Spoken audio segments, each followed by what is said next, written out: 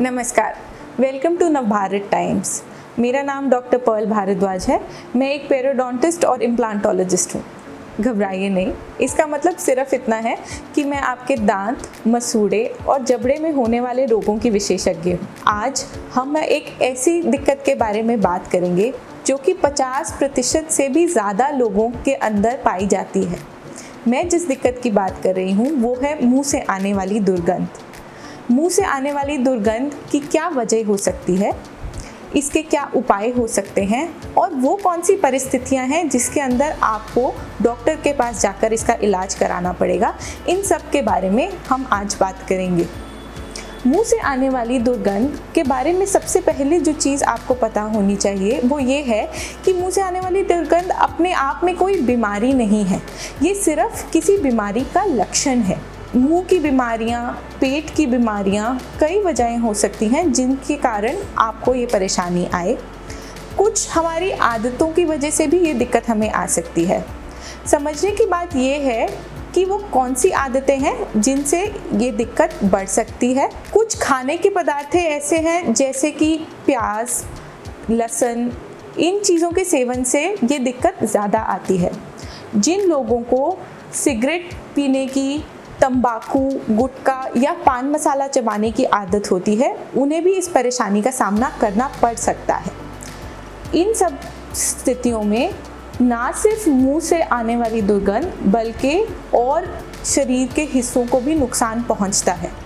इन चीज़ों को अगर हम धीरे धीरे करके छोड़ दें तो मुंह से आने वाली बुरी स्मेल से हम छुटकारा पा सकते हैं। इसके अलावा कुछ बीमारियां ऐसी हैं जिनकी वजह से हमें ये परेशानी आ सकती है। मुंह से संबंधित कई दिक्कतें ऐसी हैं जिनके बारे में अब हम एक एक करके बात करेंगे। सबसे पहली दिक्कत जिसके बारे में मैं अभी बात करना चाहती हूँ वो है मुंह में फंसा हुआ खाना। अगर किसी भी कारणवश आप अपने मुंह की ढंग से सफाई नहीं कर पा रहे हैं और आपके मुंह में खाना फंसा रह जाता है, जैसे कि मान लीजिए आपके दांत में कोई कैविटी है या आपके दांतों के बीच में जगह है जहां पर खाना फंस जाता है, तो वो खाना धीरे धीरे पड़ा पड़ा वहां सड़ता है और एक बुरी स्मेल को पैदा करता है। इसकी वजह से जब आप किसी से बात करते हैं तो सामने वाले को आपके मुंह से एक बुरी दुर्गंध आ सकती है। सबसे आसान तरीका इसके लिए है कि अगर आप अपने मुंह की साफ़ सफाई का ध्यान रखें। मुंह की साफ़ सफाई का ध्यान रखने के लिए नियमित रूप से सुबह और शाम ब्रश करना बहुत ज़रूरी है। जब भी हम ब्रश करते हैं तो हमें ये ध्यान रखना चाहिए कि हम सिर्फ अपने दांतों की बाहर वाली सतह को ना साफ़ करें, उसकी अंदर वाली सतह को भी साफ़ करें। जैसे कि अगर आपके पास ब्रश है तो ना केवल बाहर से दिखने वाले एरिया को आप साफ़ कीजिए बल्कि अपना मुंह खोल के अंदर वाली साइड पर भी अपने दांतों को नियमित रूप से साफ़ कीजिए। इस बात का भी ध्यान रखें कि आपकी जीभ पर लगा हुआ या चिपका हुआ खाना सफ़ेद, पीली या भूरी रंग की परत भी मुंह से आने वाली स्मेल को पैदा कर सकती है। दांत साफ़ करने के साथ साथ अपनी जीभ को भी रोज़ साफ़ कीजिए। अगर आपको लगता है कि आप ढंग से ब्रश करते हैं पर फिर भी आपके दांतों के बीच में खाना फंसा रह जाता है तो उसके लिए एक डॉक्टर से जाकर ज़रूर मिलें। इसके अलावा अगर आपके मुंह में कहीं पे भी इन्फेक्शन है या पस पड़ रही है तो उसकी वजह से भी एक बुरी स्मेल आपके मुंह से आ सकती है। इसके अलावा अगर आपके मुंह में कहीं पर भी मैल जम रही है जो कि पायरिया जैसी बीमारी में देखी जाती है तो आपके मुंह से स्मेल आना, आपके मसूड़ों से खून निकलना और दांत हिलने जैसी दिक्कतें आपको आ सकती हैं। ये सब दिक्कतें आपको आ रही हैं तो अपने डेंटिस्ट के पास जाकर अपने दांतों की सफाई ज़रूर करवाएं। दांतों की सफाई करवाने से आपके मुंह से आने वाली दुर्गंध कम हो जाएगी। तीसरी बात जिसका ध्यान हमें रखने की ज़रूरत है कि अगर हमारे मुंह में किसी कारणवश थूक कम पैदा होता है, ये चीज़ कई बीमारियों में और बढ़ती उम्र के साथ देखी जाती है, तो उसकी वजह से भी मुंह से एक दुर्गंध पैदा हो सकती है। इसके लिए आपको थोड़ी देर बाद धीरे धीरे करके ग्लास में डाल के आराम से पानी पीना है। अगर आप ये करते रहेंगे तो आपके मुंह में पानी की वजह से कुछ भी अगर चिपका है तो वो अपने आप ही निकल जाएगा और मुंह में कोई बुरी स्मेल नहीं पैदा होगी। जो लोग डेंचर पहनते हैं या छोटे बच्चे जिनके मुंह में दांत सीधे करने के लिए तारें लगी हुई हैं, उनको भी इस चीज़ का ध्यान रखना बहुत ज़रूरी है कि आप अपने डेंचर को ज़रूर साफ़ करें। और अगर आपके मुंह में ब्रेसेस या तारें लगी हैं और उसके बीच में कहीं कुछ फंस रहा है तो एक स्पेशल ब्रश है आता है इसकी साफ़ सफाई के लिए, आप वो लीजिए और कोशिश कीजिए कि कहीं पे भी कुछ भी फंसा हुआ ना रहे। अब हम ऐसी चीज़ों की बात करेंगे जो कि मुंह की बीमारियां तो नहीं हैं पर इनकी वजह से मुंह से दुर्गंध पैदा हो सकती है। इस लिस्ट में सबसे पहली बात मैं पेट की दिक्कतों की करना चाहती हूँ। जिनको भी एसिडिटी की या गैस की, पेट में तेज़ाब बनने की और मुंह में तेज़ाब आने की दिक्कत है, उनको मुंह से दुर्गंध की दिक्कत आ सकती है।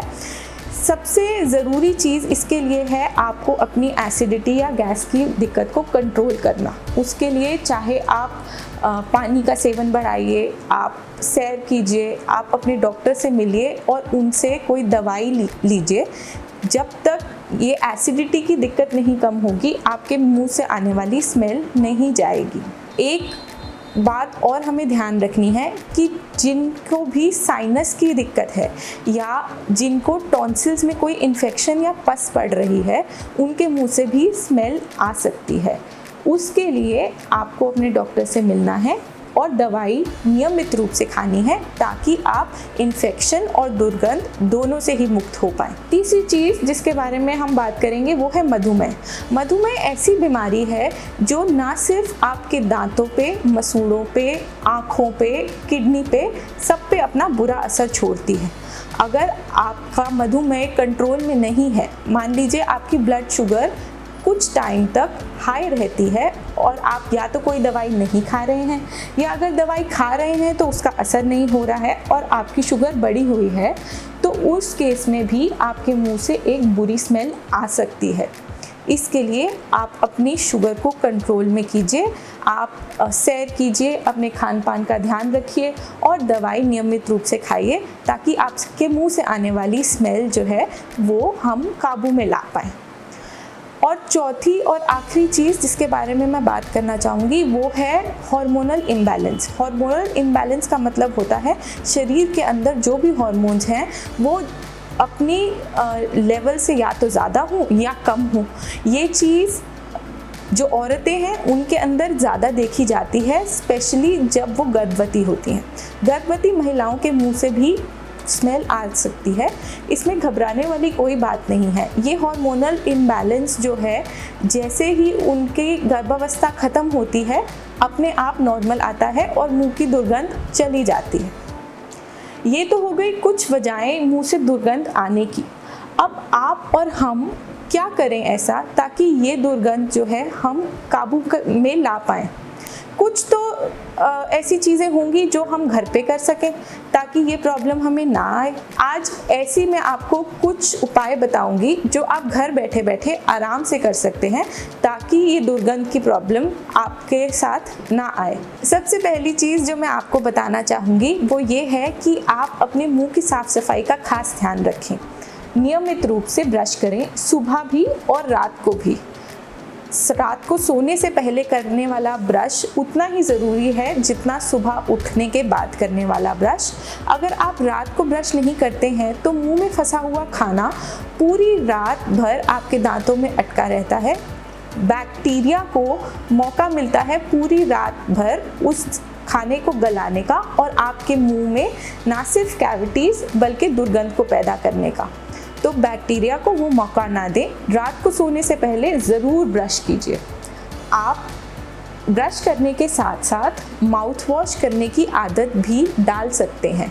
माउथ वॉश करने के लिए ज़रूरी नहीं है कि आपको बाज़ार से कोई बहुत महंगा माउथ वॉश खरीद कर लाना है और फिर उसका इस्तेमाल करना है। हमारे घर में कई ऐसी चीज़ें हैं जिनका इस्तेमाल कर कर हम अपनी सेहत का ध्यान रख सकते हैं। जैसे कि मान लीजिए अगर आपके पास नमक है, जो कि हम सबके घरों में पाया जाता है, गुनगुना पानी लीजिए, उसके अंदर आधा चम्मच नमक डालिए और इससे अपने मुंह से कुल्ला कीजिए। सिर्फ इतनी छोटा सा काम करने से होगा ये कि एक तो जो पानी है वो आपके मुंह में फंसे हुए किसी भी खाने को वहाँ टिकने नहीं देगा। आप अगर गर्म पानी में नमक डाल के कुल्ला करेंगे तो जितना अटकी हुई चीज़ें हैं वो तो निकलेंगी ही। दूसरा, ये नमक जो है ये आपके मुंह में अगर कहीं पे भी कोई सूजन है उसको भी कम करने में मदद करेगा। तो आपको अगर आप नियमित रूप से ये करेंगे तो आप देखेंगे आपके मसूड़ों से खून आने वाली दिक्कत, आपको अगर अपना मुंह फ्रेश नहीं लगता, आपको अपने मुंह में अगर कोई भी चीज़ ऐसी लगती है कि भाई अटक रही है, ये सारी दिक्कतें जो है धीरे धीरे अपने आप ही कम हो जाएंगी। अब मान लीजिए कोई ऐसा है कि जिसको ब्लड प्रेशर की प्रॉब्लम है, जिसको डॉक्टर ने मना किया है कि भाई आप तो नमक के पास भी नहीं जाएंगे, वो क्या करें? तो बेकिंग सोडा ऐसी चीज़ है जो हम सबके घरों में मिल जाती है। आप एक गिलास गुनगुने पानी में सिर्फ आधा चम्मच बेकिंग सोडा डालिए, उससे भी कुल्ला करने से यही सारे फायदे आपको मिलेंगे।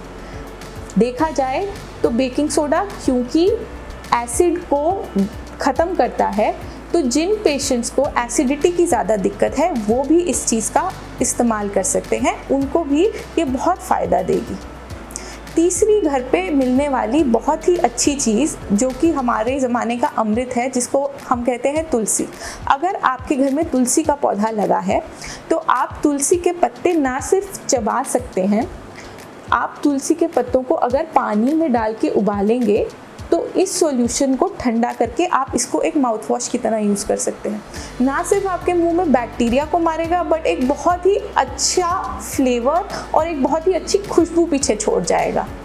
ऐसे ही एक और अच्छी चीज़ है इलायची का दाना। अगर आपके मुंह में थूक कम बनती है और उसकी वजह से आपको लगता है कि मेरे मुंह में स्मेल आ रही है, तो आप एक छोटा सा इलायची का दाना अपने मुंह में रखिए। ना सिर्फ थूक ज़्यादा बनेगी, आपके मुंह से बहुत अच्छी और मधुर खुशबू भी आएगी। कुछ दिक्कतें ऐसी हैं कि जिनका हम घर पे इलाज नहीं कर सकते। अगर आपको पायरिया है तो उसके लिए आप घर पे जो भी करते रहें उसके इलाज से आपको आराम नहीं मिलेगा। अगर कुछ फ़ायदा आएगा भी तो वो बहुत थोड़े समय के लिए आएगा, थोड़ी देर बाद आपको फिर वही दिक्कत आएगी। उसके लिए मैं कहूँगी कि आप ज़रूर अपने डॉक्टर के पास जाएं। वो एक बार आपके दांतों की सफाई करेंगे और आपको कुछ दवाइयाँ देंगे, वो आप एक बार ले लेंगे तो आपकी स्मेल की प्रॉब्लम चली जाएगी। अगर आपको मधुमेह है तो आप कुछ भी करते रहिए, जब तक आपकी शुगर कंट्रोल में नहीं होगी स्मेल की प्रॉब्लम नहीं जाएगी। मुंह की दुर्गंध, जैसे कि मैंने पहले कहा, बीमारी नहीं लक्षण है। अगर आप उस बीमारी का इलाज करेंगे तो लक्षण तो अपने आप ही चला जाएगा। अगर आपको ये वीडियो पसंद आई तो लाइक कीजिए, शेयर कीजिए और हमारे चैनल को सब्सक्राइब कीजिए। अगर इस विषय के बारे में आपके मन में कोई भी सवाल है तो नीचे कमेंट बॉक्स में कमेंट कीजिए। मेरी सारी डिटेल्स आपको इस वीडियो के नीचे मिल जाएंगी। नमस्कार।